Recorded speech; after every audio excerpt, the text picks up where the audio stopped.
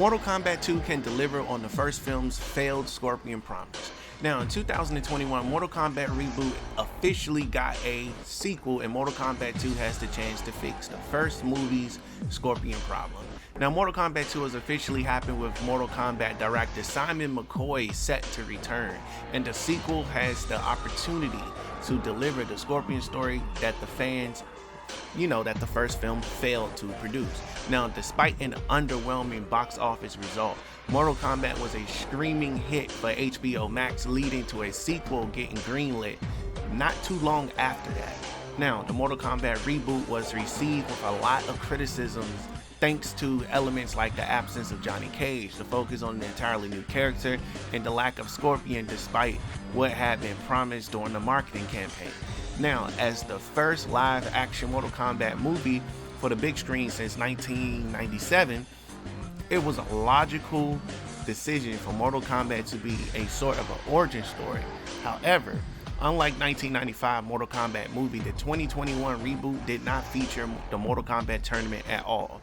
Instead, the new Mortal Kombat saw Shang Tsung and Outworld champions trying to prevent the tournament from happening.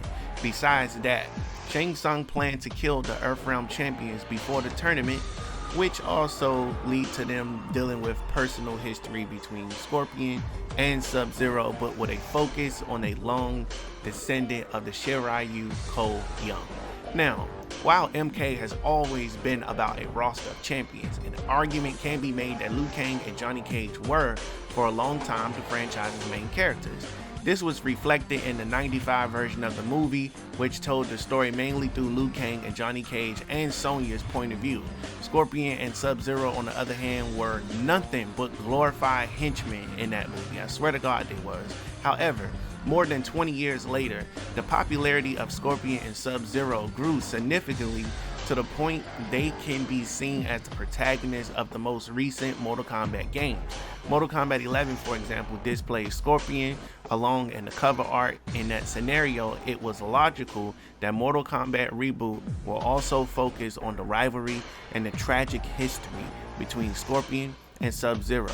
This was proven correct during the marketing campaign for Mortal Kombat, but the movie did not correspond to all the expectations regarding the two characters, especially Scorpion. Now, the first trailer for Mortal Kombat opened showing the day Hanzo Hasashi's village was attacked by the Lin Kuei clan. That choice alone was already a huge indication that the movie will follow the more recent Mortal Kombat games and have the rivalry between Scorp and Sub front and center. Now, the choices for the Scorp and Sub actors were also enough to create a lot of expectations regarding the two characters. Scorpion was set to be played by veteran actor Sonata, while Sub-Zero would be played by the Ray's Joe Talzum, both of which were also martial art experts, mind you. Now, the poster for the Mortal Kombat reboot also dedicated a lot of space for Scorpion and Sub-Zero, far more than for other characters like Liu Kang and Sonya Blade. Now, given how present Scorpion and Sub-Zero were in the marketing, many assumed that MK would be indeed about the two characters, while Sub-Zero had at least an extended role as the villain from beginning to end. Scorpion's role in the MK movie was far more limited. Audience seeing Hanzo Hasashi fighting Bihan at the beginning of the movie, but Scorpion only returns at the end of the movie to team up with Cole Young and the final fight against Sub-Zero. Mortal Kombat completely skipped how Hanzo returned from the dead as Scorpion, with no mentions of the Netherrealm or Shinnok. Instead, Scorpion's stories was used more as a background to contextualize the origin of the character and to further Cole Young, basically. Now, while the idea of a Scorpion descendant finding out about his bloodline and being recruited by Raiden for the tournament is very interesting, the reboot lacked almost everything that made Scorpion so popular in the last few years. The setup of Scorpion's hate for Sub-Zero, that was there, they didn't use that. The costumes and the choices of the actors was definitely on point, and the final fight itself was solid, all of which made the rest of the movie even more disappointing because of the amount of, let's just say, deflection they did in the story versus what they promoted in the actual trailer. Now, whether Mortal Kombat has made more plans for Scorpion that's very difficult to say. But there is a huge story gap between Hanzo's death and Scorpion's arrival at the end of Mortal Kombat. So New Line Cinema got some explaining to do. Hopefully they do it in the second movie that they working on. Now, death is not very definitive in the Mortal Kombat universe. Remember that. People die every day, and they come back. It's like taking the piss when they die. Scorpion has already come back from the dead once in the Mortal Kombat reboot, although the movie did nothing to contextualize when or how it happened. That is the point for the new viewers who don't know what Mortal Kombat is. They watch the movie for the first time. They have no idea what's going on. It literally makes no sense if you're not a Mortal Kombat fan when you see Hanzo get killed and he come back in Scorpion. So I see what they saying on a casual viewer level. But to me, I already know what happened because I've been playing this since I was like 6-7 years old. But that is something Mortal Kombat 2 can do to improve. It's by offering a better insight as to what is behind Hanzo's transformation into Scorpion. The Mortal Kombat sequel, they could do flashbacks to Scorpion's time at the Netherrealm, and that would be the perfect opportunity to bring the characters like Shinnok and Quan Chi to Mortal Kombat 2. They also can fill that gap. You do not want to start a movie franchise with plot holes, and your continuity got to be on point when you're making a movie, TV show, film, anything you're doing at that point, unless you're doing comedy. Now, the movie could also see Scorpion return into the Netherrealm after the events of Mortal Kombat, and then reveal more about what deals Hanzo had to accept in order to get the power to transition, between the two different worlds. There is also the obvious tease that Sub-Zero will return in Mortal Kombat 2, most likely as Noob Saibot, which could prompt Scorpion to also return. Now, let's talk about the writer Jeremy Slater. Jeremy Slater has teased that the sequel's creative team is aware of the feedback from the movie. It's still difficult to say what that means for Mortal Kombat 2, but the lack of Scorpion in the favor of Cole Young's story was undoubtedly one of the most criticized elements of Mortal Kombat. It was the stupidest move they could have ever made, ever. Nobody, Cole Young is a character that they made up. He don't exist in Mortal Kombat. But a lot of you wondering why they made the character up. And I'm explaining to you, you're not gonna like it, but I'm gonna give you the real. So basically, you are, as a hardcore fan, you don't matter. The movie company wanted Cole Young to be created so that he can appeal to the casual audience. Casual people run everything now. Nothing's about hardcore fans or anything like that. Anything is done for the crybabies, the people that's gonna cry and want to get their way. So Cole Young is a made-up character specifically for TV. He's in the movies, and he'll probably eventually come to the game. Now, I'm speaking from a business perspective. They introduced Cole Young so the new audience can get attached to him, and they can have freedom to tell his story. The only thing about doing reboots about movies or doing video games or anything like that is that you're very limited on writing because the character already has a backstory, so you can't really write one.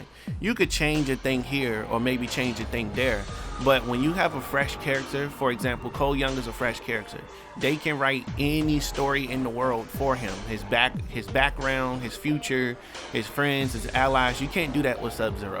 We already know he don't like Scorpion. We already know he's a part of the Lin Kuei.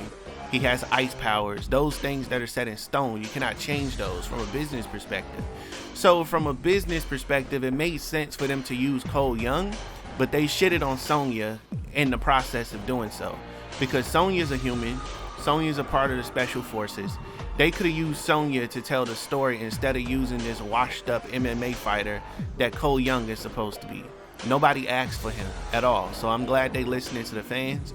I hope he gets killed off and get that spot to Sonya, especially in 2022.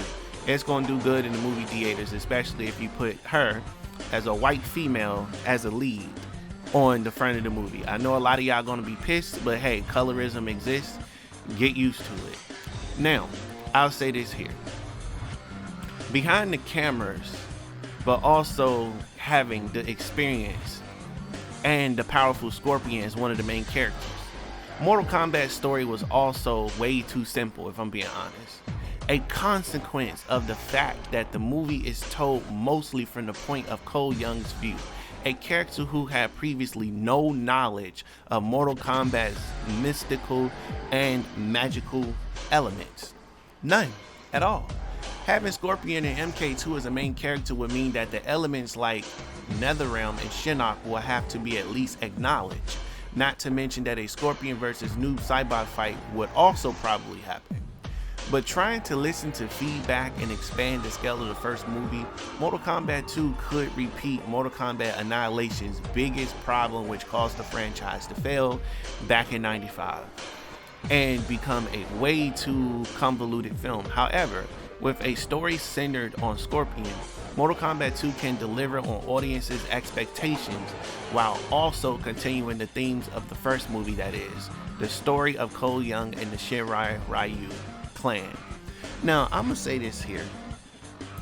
The movie was good in my opinion. It was okay, but I'm not gonna lie. Like I said, the characters felt like Walmart characters. Like, you know those pictures that be like what you paid for versus what you got? I'm not even gonna say Walmart. They was like Wish characters. Liu Kang don't look like Liu Kang. Kung Lao don't look like Kung Lao. Sonya was extremely good. Kano was extremely good. Sub-Zero was scary as hell. They got him down packed, 10 out of 10. Jax was the perfect Jax. Now, shout out to Jax because Jax actually plays who do he play? He plays Guardian on Supergirl or whatever it was. He plays Guardian on Supergirl. He comes from the Arrowverse, or I should say the Flashverse, or I should say the Superverse. They keep changing it. For those of you that don't know, Flash will be coming to an end extremely soon. Final season is being filmed, and after that, they're switching over to the Superverse. So that's that. We'll speak on that in another video. But as mentioned, he was the perfect fit for Jax. He got it down packed. He got in the gym. He worked out. For those of you that watched Supergirl, you all knew how small he was, and you seen how he buffed up to be bigger to play Jax. So it's helping his career. He's getting more roles, all types of stuff. So shout out to him for that. As far as the movie, Shang Tsung was trash. They could have got Cary Tagawa to play Shang Tsung again, an older version of Shang Tsung. He was in Mortal Kombat 11. He did a fantastic job voicing Shang Tsung from the 95, I think it's a 95 movie. They could have got him. I don't know. I'm gonna watch part 2 when it comes out, but the movie just looks so, they look so puny and scrawny. Like, I'm gonna do a video comparing the actors from the 95 movies up into the one that we have now. You could tell how disappointed I am hearing my voice. But anyway, I ain't gonna hold you too much longer. Let me go ahead and pass this question off to you guys in the comment section below. Do you think they should kill off Cole Young in Mortal Kombat 2? Sound off in the comments. I will be reading. I will be responding. If you want to know my answer, yes, get rid of him. He's not a Mortal Kombat character. Stop making stuff up and stop throwing it in there. Companies always do this BS. They just do stuff like this or whatever it is, and the stuff that we actually want, we don't get. I'll give you an example. There was a Mortal Kombat character nobody really knows about. Hardcore fans know this, but it was a character named Bellic. Now, I don't remember exactly what system it was, but I know the game was called Mortal Kombat Gold, and they were producing the game for Mortal Kombat, so the company took it upon themselves to create their own character. His name was Bellic. He was like a demon or something like that. Now, there are like at least 2 to 3 pictures that surface, and he appeared in some magazines, I think in the early 2000s or the late 90s, but that's literally all the proof that he's ever existed. So companies have this thing where they feel like they need to include themselves into everything, which could be annoying. Let the original property be the original property and stop touching stuff. Simple as that. Anyway, guys, I'm going to get on up out of here. Make sure you tune in for the next video, and we going crazy with these. Catch you in the next one.